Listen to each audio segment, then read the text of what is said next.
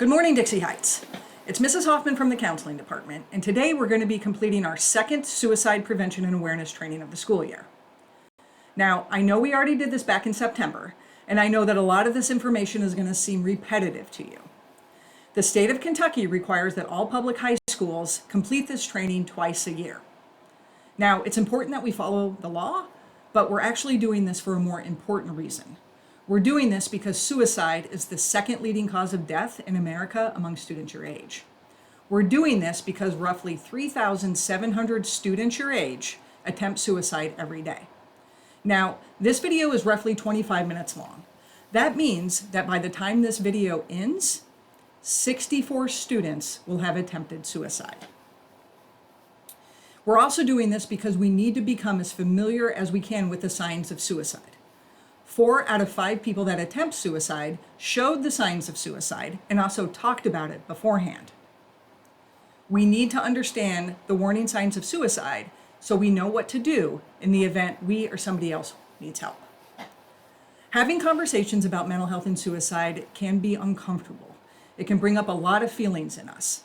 Many of us have experiences with both topics or just one of them, but that's why we need to keep talking about it.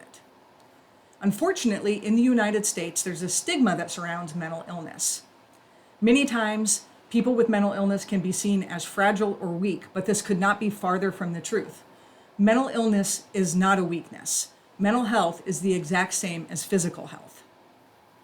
We need to work together to end the stigma, and how we do that is by talking about it so more people feel comfortable asking for help. No one should ever feel ashamed for asking for help. Earlier in the year, the Dixie Heights Hope Squad went over the HOPE approach to suicide prevention with you. Today, we're going to be talking about the ACT approach by using the Signs of Suicide curriculum. It doesn't matter what approach you use. What's important is that you're familiar with the warning signs of suicide and you know what to do if somebody needs help. Now, we're going to start by going over some risk factors for suicide. We're then going to talk about the warning signs of suicide. We'll then hit on the ACT approach to suicide prevention. And then we're going to watch a video where 2 teenagers talk about their own experiences with mental health and suicide. Before we get into the warning signs of suicide, I want to briefly go over the risk factors of suicide. Risk factors are traits, events, or characteristics that increase the probability that someone will consider or attempt suicide. Risk factors include depression or other mood disorders, drug use and abuse, social isolation, emotional, verbal, physical, or sexual abuse, family history of suicide, previous suicide attempts, access to firearms or other lethal means, stressful life events such as breakups, divorces, death of a loved one, or any other traumatic event. Now, it's important to note that just because someone may show one or more risk factors for suicide, this does not mean that they will consider suicide.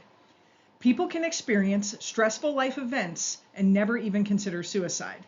But being aware of the risk factors and also knowing the warning signs that we are about to discuss can help us identify people that may need help. Suicide warning signs are observable behaviors, actions, or expressions that may indicate an immediate and heightened risk that a person is thinking about or planning to end their life. Warning signs manifest through what a person says, how they behave, or their mood. Now, just because someone is showing a warning sign or two does not mean they are thinking about suicide. What it means is that they are probably going through something, so we should check in on them. It is always okay to ask someone if they are okay. Warning signs can be broken down into 3 different categories: verbal, behavioral, and situational. There are 3 different types of suicide warning signs: verbal, behavioral, and situational. And we're going to start by talking about the verbal warning signs. Verbal warning signs are things that people say, and these things can be direct or indirect. Direct warning signs are things people say where they explicitly talk about suicide. Examples of direct verbal warning signs include someone saying, "I want to die," "I'm going to end it all," "I'm going to kill myself." Now, indirect verbal warning signs are things people say where suicide is implied, but it is not specifically mentioned. Examples of indirect verbal warning signs include someone saying, "I won't be around much longer," "My family will be better off without me," "I'm worthless. Who would even care if I was dead?" Remember, when these types of things are expressed in any way, verbally, online, or in text, whether typed out or shared in photos or memes, they are still warning signs that need to be taken seriously. Anytime someone talks about feeling hopeless, being a burden to others, feeling trapped, or experiencing unbearable pain, we should see these warning signs and refer them to a trusted adult. Behavioral warning signs are certain behaviors people display indicating that they may need help. These include behaviors such as giving away their prized possessions, losing interest in activities they once enjoyed, new or increased substance use, isolating yourself from friends and family, self-harm behavior, neglecting your personal appearance and hygiene, change in sleep habits. This can be sleeping too much or sleeping too little, acquiring lethal means such as firearms or pills, abrupt change in personality. This is when someone just isn't acting like they normally do, and relief or sudden improvement in mood. Now, it's important to talk about the last warning sign. Sometimes a person considering suicide may seem to suddenly be in a better mood. In these situations, it can be very tempting to just assume everything is okay and they are no longer at risk. But this sudden relief sometimes is a signal that they have made the decision to end their life in the near future. In these situations, this sudden relief can be from the person feeling like their pain will be over soon. If you notice this type of improvement while also being aware of other warning signs, it's important that you reach out to a trusted adult immediately. The final type of warning signs are situational warning signs. These are situations that occur that may be out of a person's control but can cause feelings that are overwhelming to manage. While not everyone who experiences these situations will be suicidal, being aware of these situations help us be on the lookout for other warning signs. Situational warning signs include humiliation. This includes being suspended or expelled, being the victim of catfishing or sextortion, or being bullied. Getting fired from a job, being the victim of a crime. Suicide is often an impulsive act. People who attempt suicide often do not want to die, but they want the pain they are feeling to end.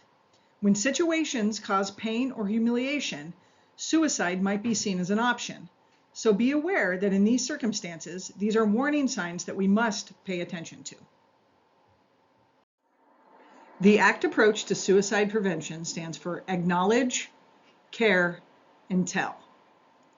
Acknowledge means we're going to look for the signs of suicide, and if we see them, we're not going to ignore them.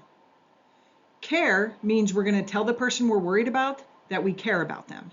This isn't a time for judgment, nor is it a time to tell them everything is going to be okay. We simply want them to know that we're worried about them and that we care about them. T stands for tell.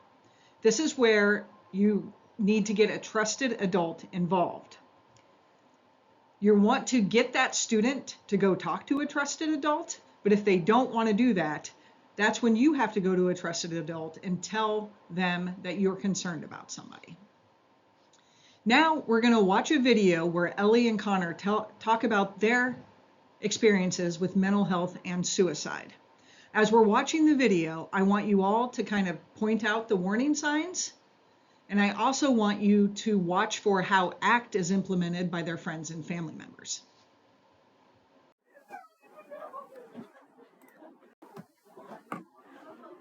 Remember ACT. Acknowledge signs of suicide in a friend.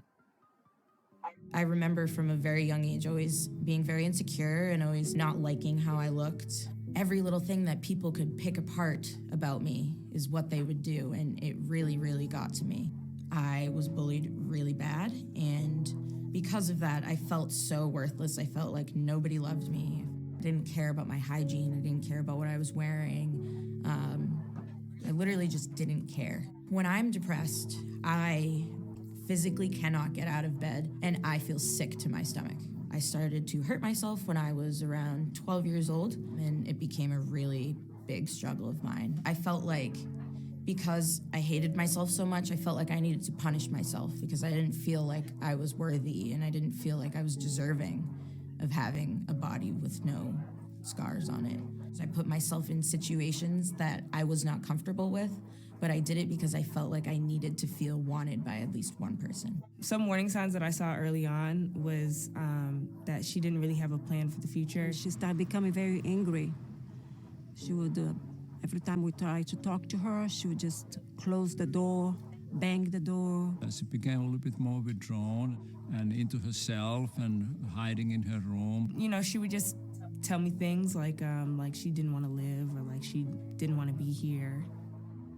So the depression sort of started at elementary school age. It didn't get too severe until towards the end of middle school. I actually felt sad, like, all the time.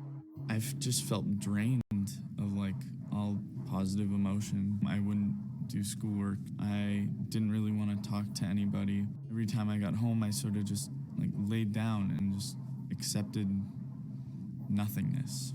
I felt, even with my friends, I was alone. I wanted to be funny, like, so I put on a face for my friends, but on the inside I was just hurting. I felt like I wasn't enough for the people around me, and I felt like I could be doing so much more, but I just couldn't. I just started to feel like alone and that I didn't matter, that maybe I was just better off just not being alive. Show your friend that you care. I think because we know our friends, we tend to know when something is a little bit off, regardless of whether or not they openly state that they want help or that something's wrong. So it's important to be empathic and stating that, hey, I am here for you. You're not a burden to me. I want to help you. It was so beneficial having that one person who, you know, she didn't understand what I was going through, but she never left my side. I was tired of hiding, so I made a post about it, telling everyone how I was actually feeling and that I had been portraying this character to them and it wasn't actually me. It got a lot of support, and I think it helped make me feel better.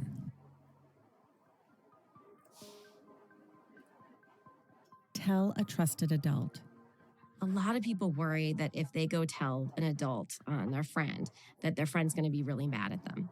And the thing is, sometimes friends are a little upset at first, but usually in the long run, people feel super grateful that someone cared enough to get them help. One of my closest friends, she went to my high school counselor and was like, hey, my friend Connor, he's feeling really down about this and he needs help. I'm doing much better, and she is probably one of the main reasons I am, and I'm forever grateful for that. It was late at night, and Ellie called me talking about how she was about to kill herself. And I was really scared. I was really nervous. And I went to my mom crying, and I asked her for help. And my mom texted her parents. So that's when we got into action to try to find ways to help her. When she asked me not to tell anybody, I would either be like, oh, yeah, sure, I'm not going to tell anybody and tell somebody. Or I would just tell her straight up and be like, hey, I have to tell somebody so you can get better and so you won't be in this position anymore. To be honest, I was mad at her for about a week. It really didn't last that long. And in the end, I thanked her because she saved my life. I think I was a friend. They want to help you because they care about you. They tell because they want you to feel better. Luckily, one of my friends saved my life. Now that you've reviewed ACT, let's see it in action. This isn't good. What? What isn't good? I'm worried about Carmen. Something's up. What do you mean? This guy in her drama club was asking me what's up with her skipping rehearsals. He said that when she does show up, it's like she's in her own world, zoned out. Well, that's how creative types are. Yeah, but she's got the lead role in this year's big production. How do you just not show up to rehearsals? Plus, she's not really hanging out with us anymore. Something's wrong. Yes, because there has to be something seriously wrong with anyone who doesn't want to hang out with us. Then this. She stopped posting anything like a month ago, and I've been texting her since last week, and she just responded this morning. So? It said something like, "It's okay, you won't have to worry about me much longer." I've been thinking about that TV show we watched, about the kid who killed himself, and how there are almost always warning signs, but you don't realize it until it's too late.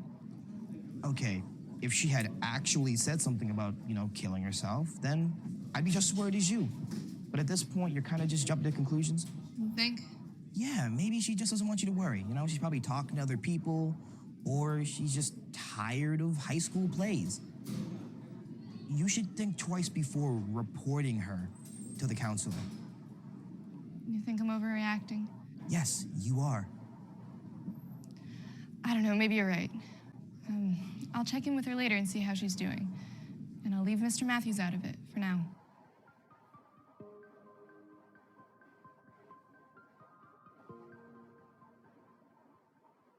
Yeah, maybe I was jumping to conclusions. Maybe I should have minded my own business. But you know what? That was a risk I wasn't going to take. I'm gonna do it. I'll tell him about Drama Club and what I told you, and we'll let him decide what to do. Carmen's not gonna like this. I know I wouldn't. Like it or not, I'd do the same for you. I waited outside the office so I could catch Carmen and explain why Mr. Matthews wanted to talk with her. James was right. She didn't appreciate it. She accused me of betraying our friendship and invading her privacy. She didn't hold back. I stayed calm and I told her that I was worried about her and that I cared about her a lot. I told Carmen I'd be waiting for her outside, that we could talk later if she wanted. Or not. It was up to her.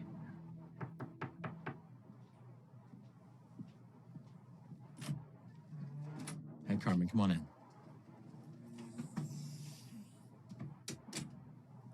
I saw you in the musical last year. I had no idea you could sing like that. Thanks, but I know that's not why I'm here. You're right.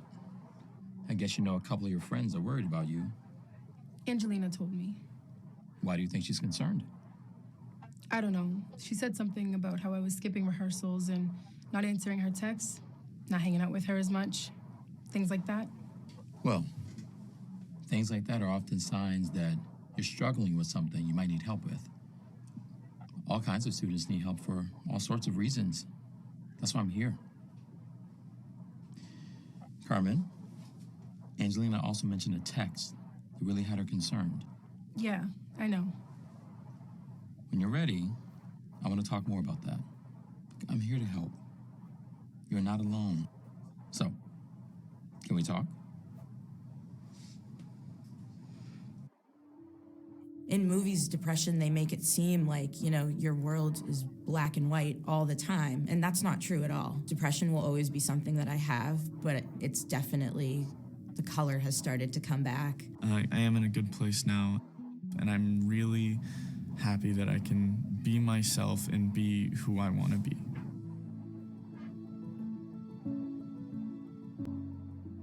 I feel like everyone needs that little push. And if people speak out more about how they're feeling, everyone might feel like a bit better because they know they're not alone. All right, I want you all to think about Ellie's story. Think about some of the warning signs that she talked about. Some of the ones you should have noticed are her being bullied, feeling worthless, Ellie not caring about her hygiene or appearance, engaging in self-harm, isolating herself from others, experiencing some physical symptoms, feeling angry, and not wanting to get out of bed. All of these are warning signs of suicide. Connor's warning signs include feeling like he isn't enough, withdrawing and not wanting to talk to other people, feeling alone, believing that he didn't matter, experiencing physical symptoms, and also feeling angry a lot of the time. During the care part of ACT, this is when you want to let the person know that you really care about them. Tell them that you're worried about them. It's okay. They're displaying signs that are worrisome. Tell them that. Let them know you care about them. When people are feeling very down, it can mean the world to them for them to hear that somebody cares about them and loves them. When you're telling them you care about them, remember, this isn't a time for judgment or advice. You just simply want them to know that you're there for them and that you care about them. The last part of the ACT model is to tell a trusted adult. Many times, your friend may ask you not to tell somebody.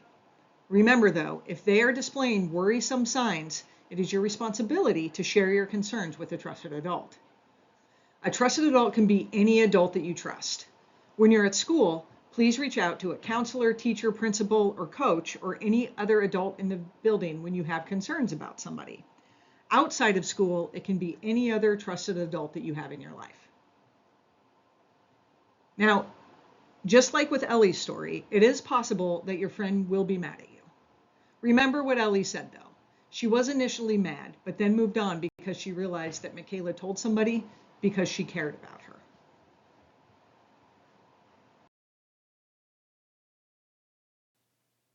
All right, Colonels, that